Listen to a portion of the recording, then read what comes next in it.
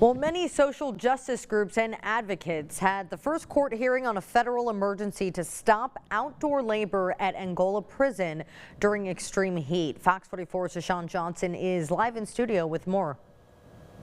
Yeah, federal judge Brian Jackson heard oral arguments earlier today from advocates like Vote to request a temporary restraining order to stop the Louisiana State Penitentiary from operating the farm line during extreme heat.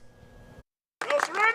No retreat! No surrender! No retreat! Following Tuesday's court hearing, activists say steps are being taken about putting a temporary stop to the farm line that operates at Angola Prison. We know that what's happening right now in Angola is cruel and unusual punishment. The farm line, as referred to by inmates at Angola, is when they say they are forced to plant and pick plantation crops by hand without proper equipment and in extreme heat. It's the first time that any judge has ever considered the human damage done to incarcerated men who are working in the fields of Angola. Ronald Marshall was formerly incarcerated at Angola Prison, and he says his experience was difficult. We never got a break in the field.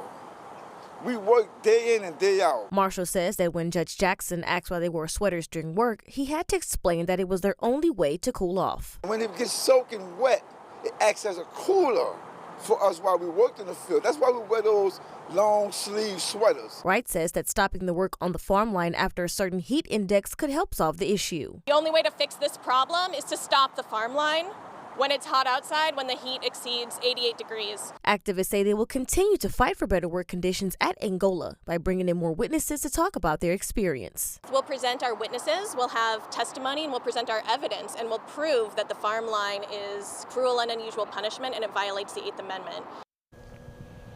A court date has been set for Monday, September 30th of this year. In studio, Deshaun Johnson, Fox 44 News.